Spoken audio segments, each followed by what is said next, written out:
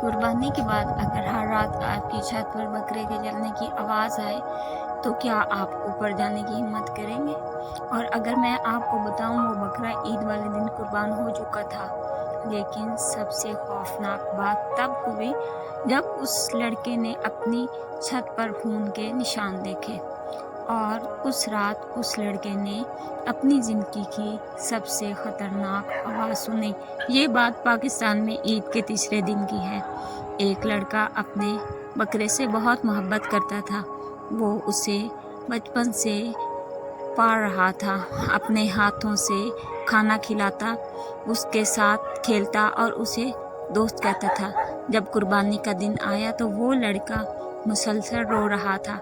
अगर आपको अपने सबसे प्यारे जानवर की कुर्बानी देनी पड़े तो क्या आप खुद को रोक पाएंगे? कुर्बानी के वक्त उस बकरे ने आखिरी बार उस लड़के की तरफ देखा और उस दिन के बाद वो लड़का खामोश रहने लगा। लेकिन असल खौफनाक बात उस रात शुरू हुई। रात ठीक तकरीबन 2 बजे ठक ठक ठक इस लड़के की आंख खुल गई। ऐसा लग रहा था जैसे कोई जानवर छत पर चढ़ रहा है। अगर आपके घर की छत पर आधी रात को ऐसी आवाज़ आए तो क्या आप ऊपर जाएंगे? पहले उसने सोचा शायद बिल्ली होगी, लेकिन फिर मैं वो लड़का कांप गया क्योंकि वो आवाज़ बिल्कुल उसके बकरे जैसी थी। अगली रात फिर वही आवाज़ आई और उसके बाद हर रात ठीक 2 बजे ठक ठक ठक। अब पूरा घर डरने लगा था। आखिर छत पर था कौन?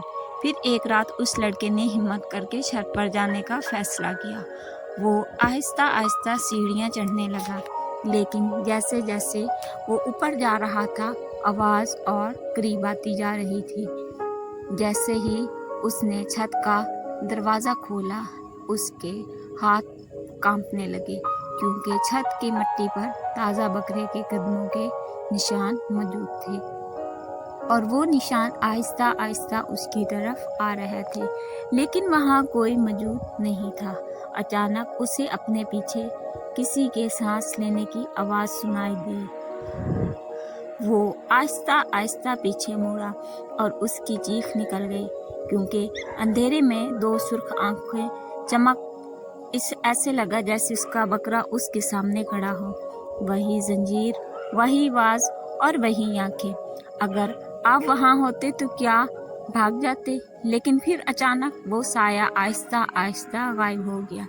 अगली ही सुबह उस लड़के ने छत पर कुछ ऐसा देखा जिसने उसके होश उड़ा दिए।